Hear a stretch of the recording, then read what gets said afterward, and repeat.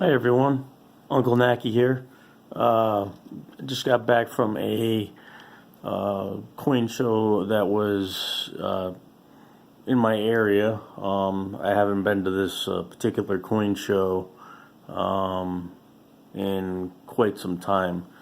So it was pretty interesting, going. This one is they call it the Hartford Coin and Currency Show, even though it's located in Cromwell, Connecticut, which is only 5 or 10 minutes from Hartford. It's really not that far from Hartford. This show here is 100% coins and currency related. There were two dealers there that one had maybe 200 or so sports cards, just random sports cards from different sports, and they were basically behind them. You really didn't have them on display, but they were there. And another coin dealer had a box of cards of approximately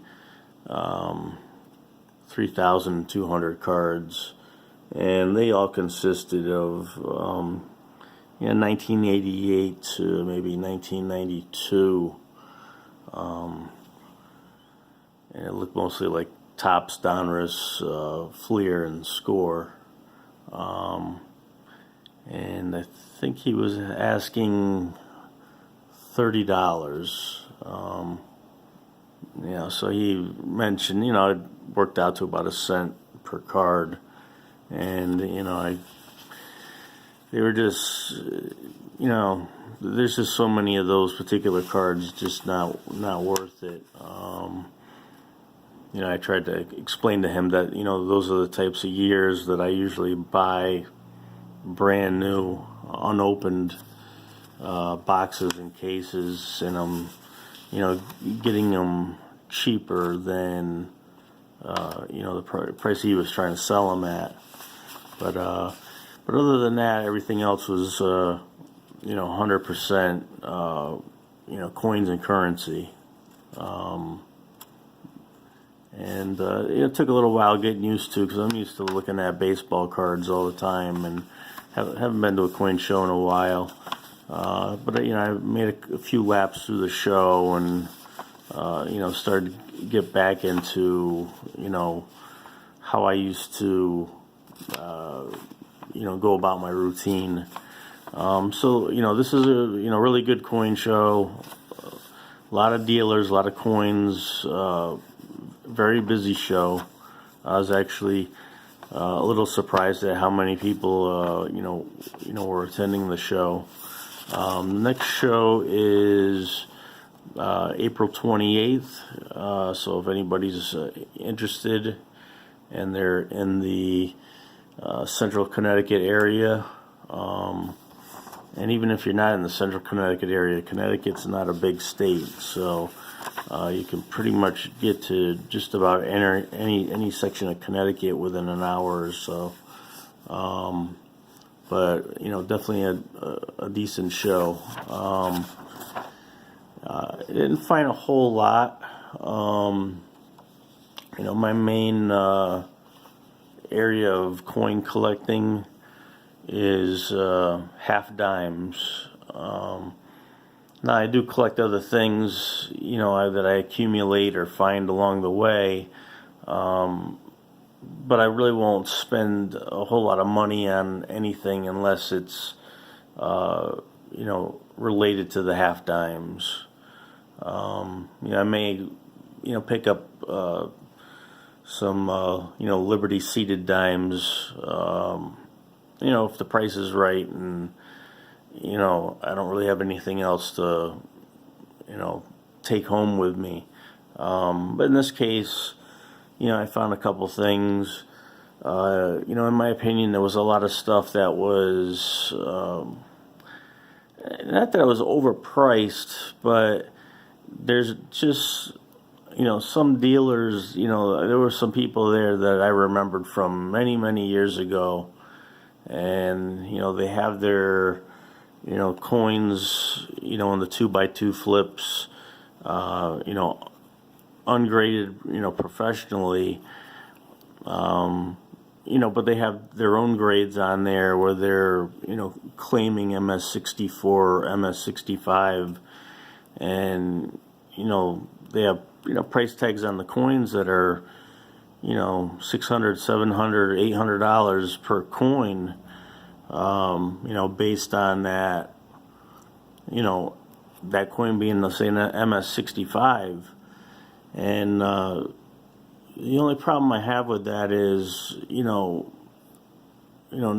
disrespect to any of the dealers, but, if I buy the coin that's supposed to be an MS65 and I pay all that money and I send it into, PCGS or NGC, and it comes back a MS64 or even a 63 or lower, or it could even come back as a clean coin.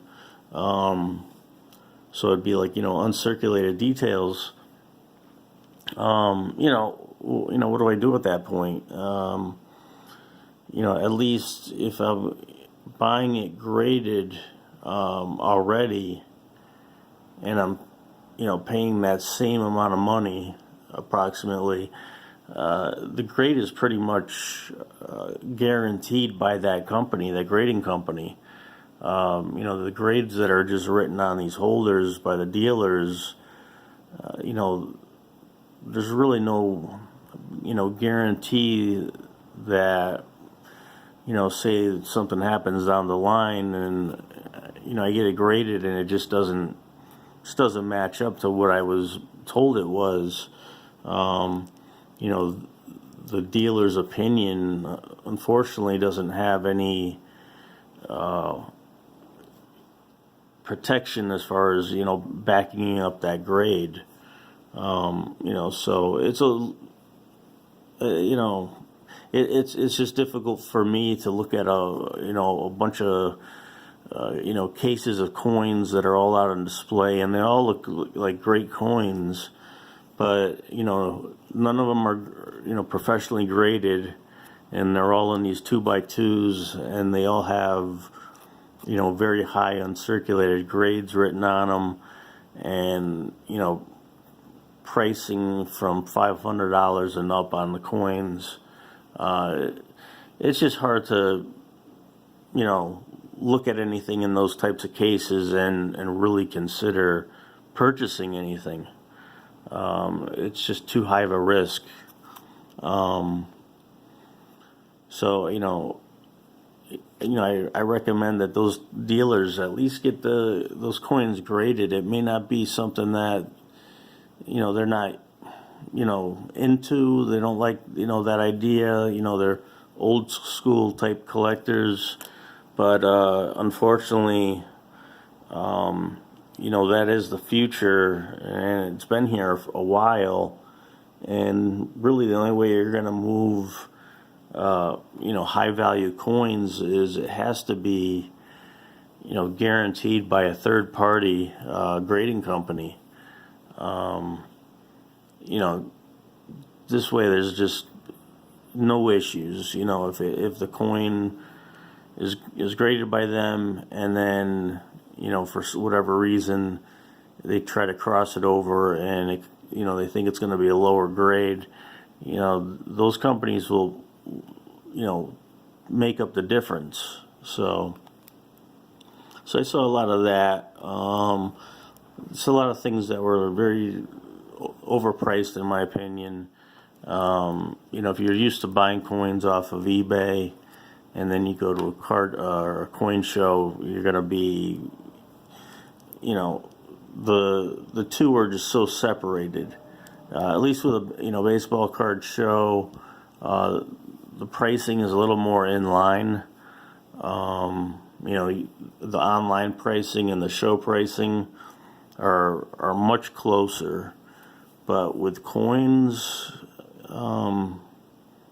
unless you're buying junk silver, you know, the amount of distance, on pricing was so far apart. So, I didn't pick up a whole lot. I really had to search for a while to actually find something to at least be able to purchase and be able to take home with me. First purchase I came up with was a 1872 Liberty seated half dime. See if I can get this to focus nicely.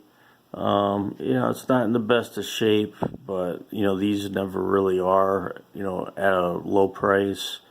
It's got a little bit of damage. It may even be a little bit bent.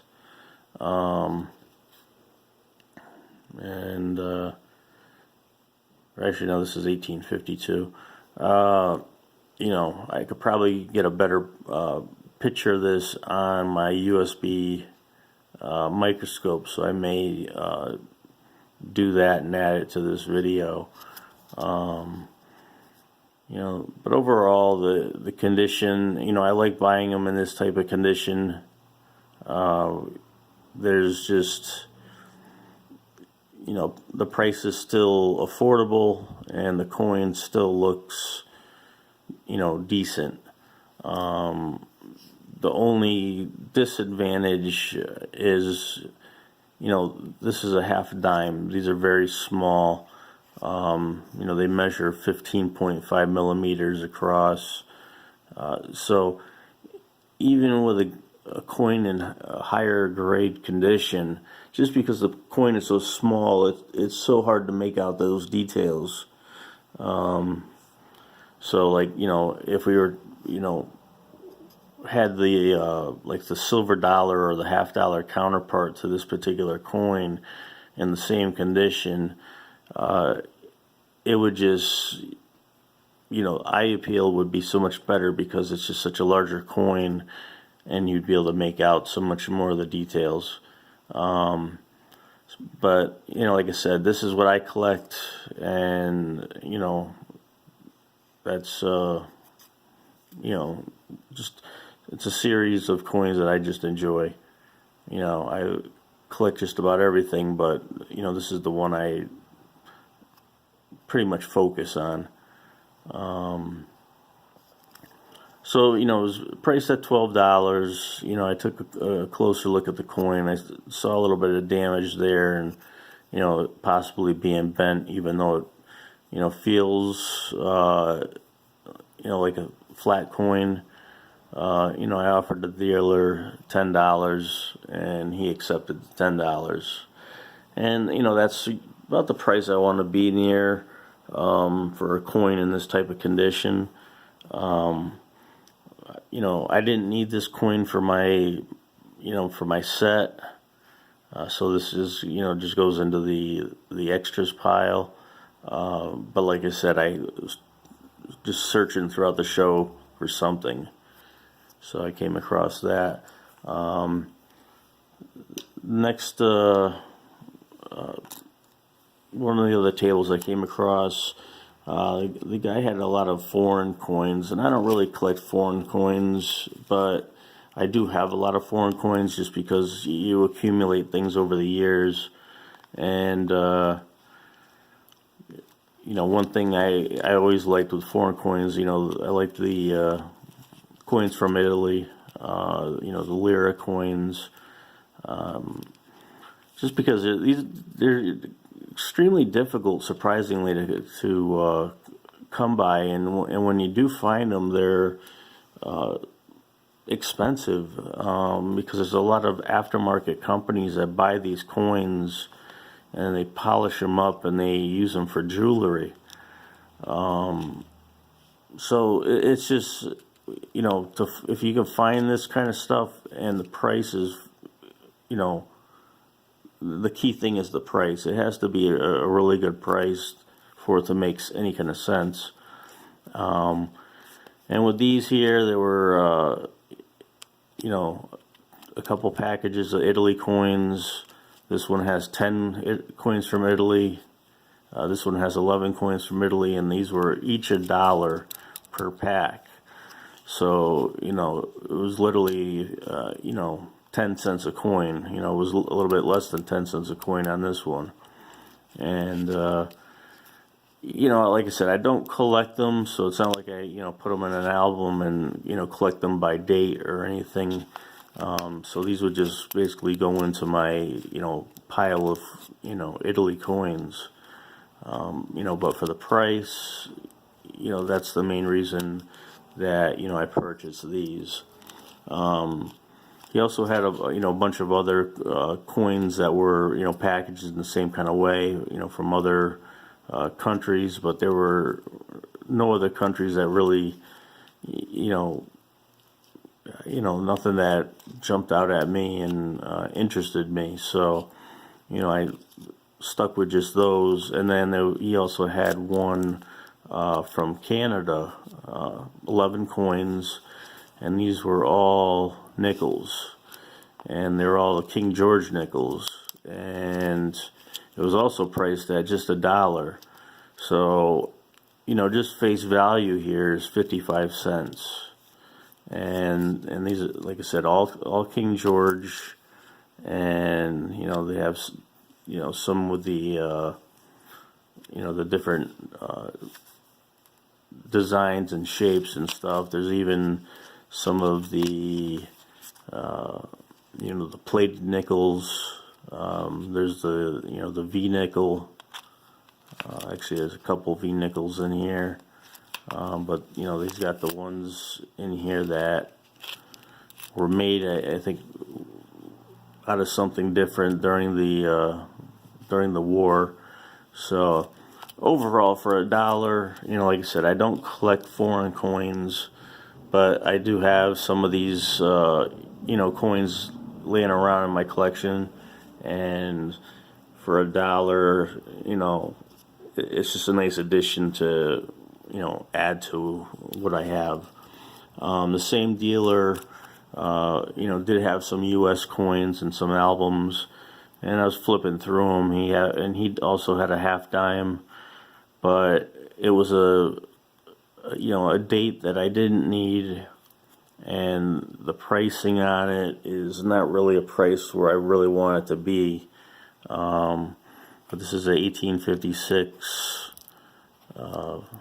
with the O mint mark. Let's see if I can get a good look at this coin.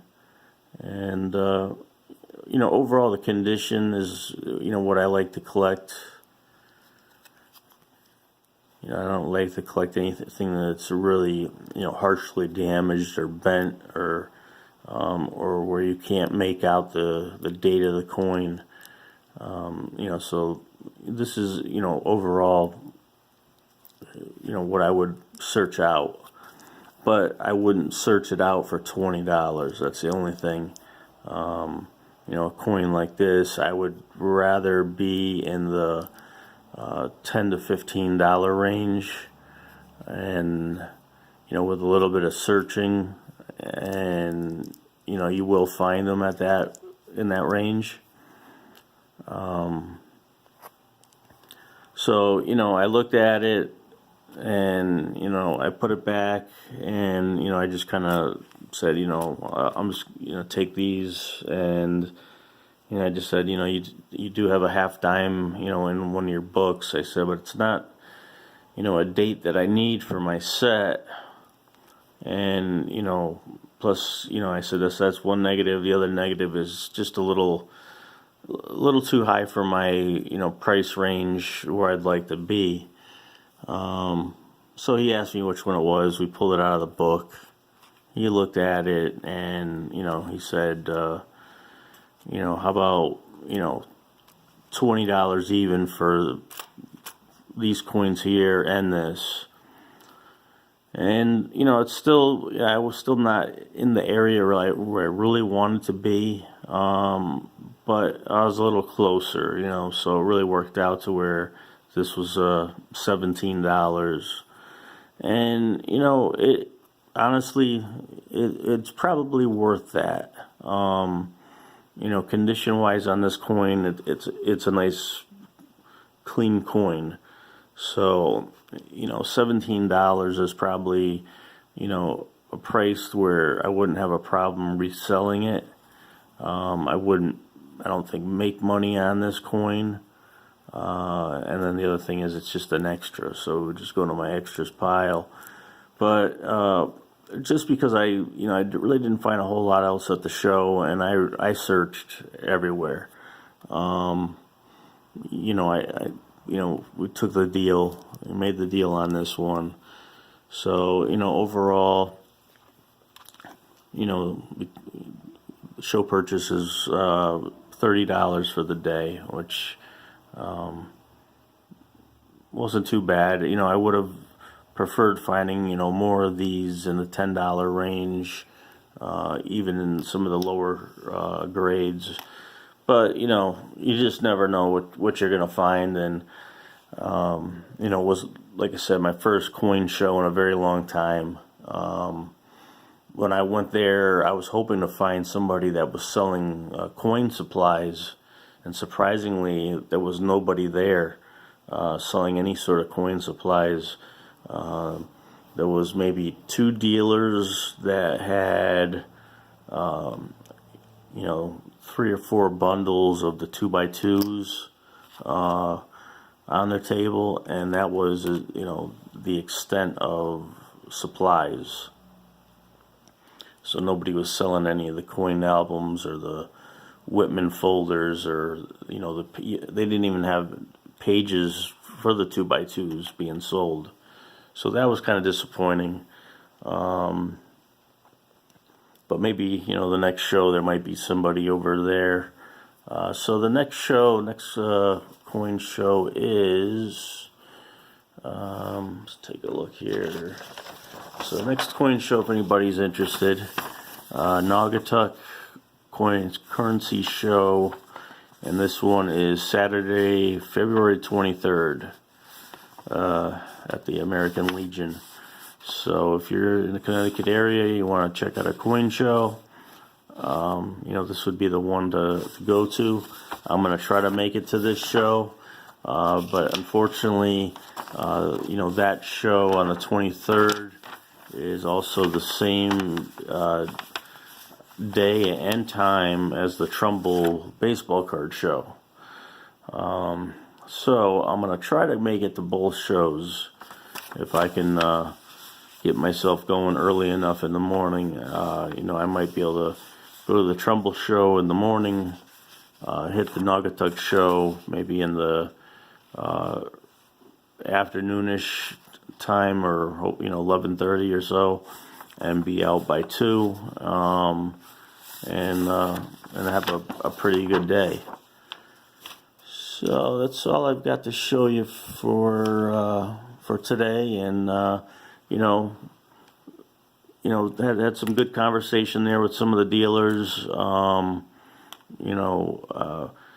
Towards the end of the show, I actually ran into another collector that was looking for certain things. He was just, we just happened to be in the same place at the same time. He was looking at somebody was selling a LED light that you would, put on your desk to view coins. And,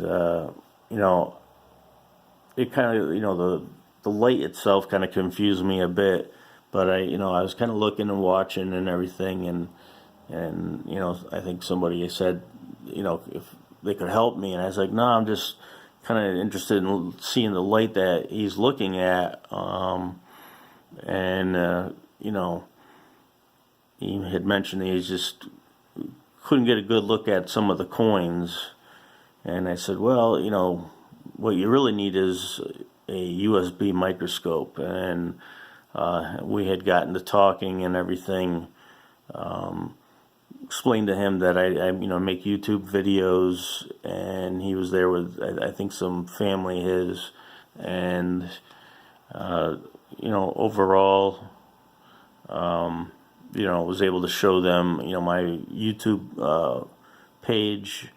And also a video where I'm searching a roll of pennies, and using the USB microscope, and help them also find, you know, the USB microscope for sale on Amazon.com, and just overall good people.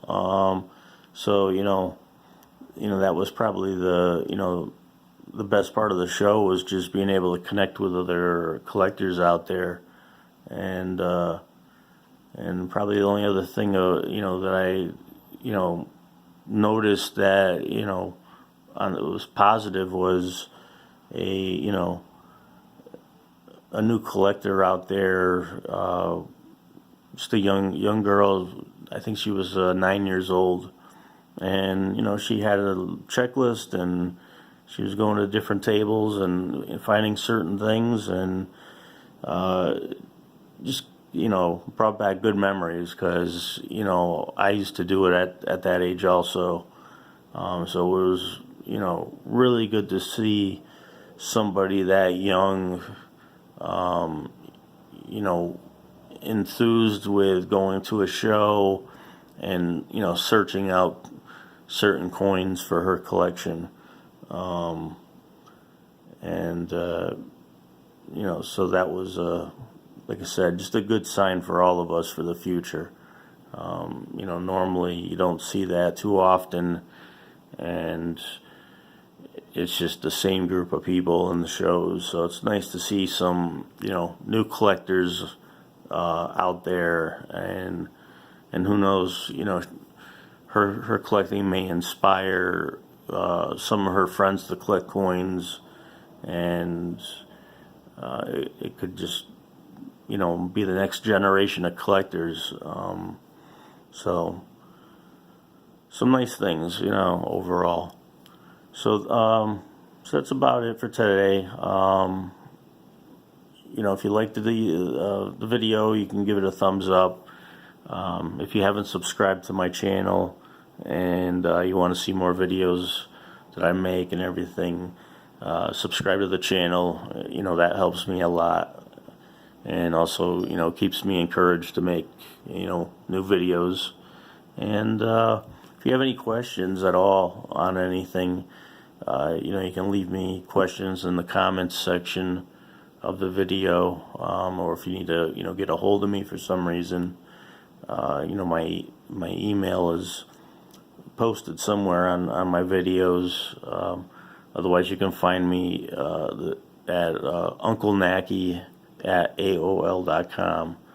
So it's unclenacki@aol.com if you want to reach out to me, directly by email. All right, so hope you enjoyed the video. Thanks for watching, and I'll see you guys soon.